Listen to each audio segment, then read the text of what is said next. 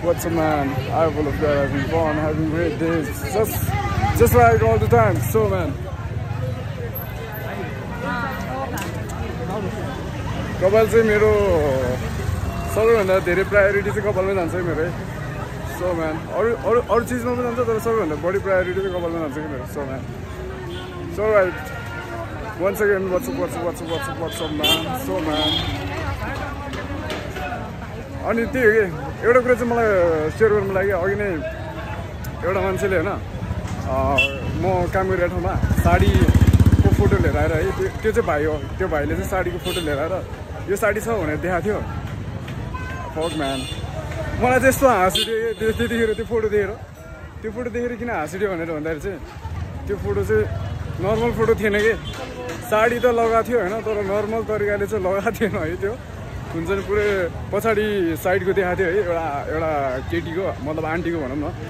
पछाडि साइड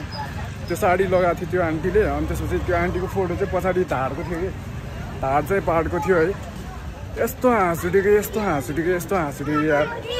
म त हाँस्दा होइन एकछिन त हाँसै भयो कि म किन भनेर भन्दाखेरि त्यो फोटो चाहिँ पछाडि ब्याक साइडको थियो होइन तर नर्मल थिएन कि पुरै छेकेको थिएन कि मतलब हुन्छ नि अलिकति नेकेड टाइपको थियो कि सो म्यान मतलब अलिकति सेक्सी टाइपको थियो कि सो म्यान अनि त्यही भएर म चाहिँ हाँसै भयो अझ जुम गरेर पनि हेरेँ मैले त्यतिखेर के भइरहेको थियो दिमाग मेरो होइन मैले जुम गर्न पनि लगाएँ जुम गरी हेरेँ अनि लास्टमा म हाँसै भयो है अनि त्यो भाइ चाहिँ अब खोइ के त्यो भाइले बुझ्यो कि अब त्यो भाइले अब म किन हाँसेँ भनेर बुझ्यो होला सायद होइन त्यो भाइ पनि नर्भस भयो है अनि त्यसपछि आउँदै आएन कि माथि हो भने अनि मैले सोधा यो फोटो चाहिँ कसको हो तिम्रो मम्मीको हो कि आन्टीको हो कि कसको हो भनेर सोधा थियो त्यो चाहिँ सोधिनँ मैले त्यो भाइ भागिहाल्यो कि त्यहाँबाट सो म्यान वा यहाँ चाहिँ तिहारको लागि तयारी है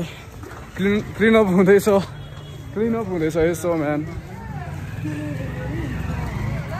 यस्तो हाँस उठ्यो कमेडी भएर त्यो भाइ त कहाँ भाग्यो यार यहाँ छ भन्न चाहिँ यो साडी हुनु पनि सक्छ भनेर भनाएको थिएँ मैले होइन तर त्यो भाइ कहाँ भाग्यो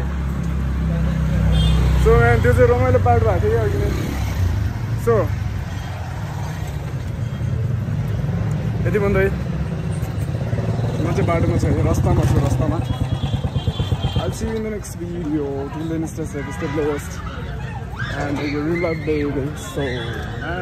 यस्तो म चाहिँ अल्झिन्छ है प्रायः टेक केयर गर्नुपर्छ त्यो फाल्ने त्यो डोरी हुन्छ नि नचुडाएको डोरी है त्यस्तोमा खुट्टा पऱ्यो भने अल्झिन्छ नरम तरिकाले लड्छ कि कस्तो तरिकाले चढेको स्कुटर जे हुन्छ होइन हाम्रो नेपालमै हुन्छ कि पुरा दुईजना बसेका छन् बिचमा बच्चाला रहेको छ फेरि उभिएर रहेको छ कि लड्यो भने गयो फेरि game over baby so man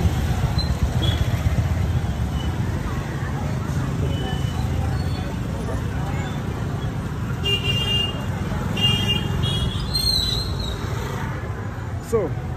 यति भन्दै अब चाहिँ म I'm back to home baby right now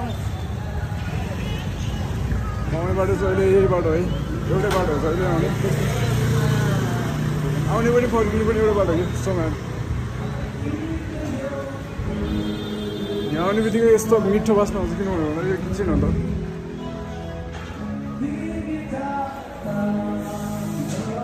गाना पनि बजिरहेको छ है माथि सो म्यान सरी भन्दै अब चाहिँ म जान्छु है चाँडो अनि त्यही हो भिडियो पनि लङ भइसक्यो so I'll see you in the next video. Till then, stay safe, stay blessed and make your dream life baby. So man, life rocks.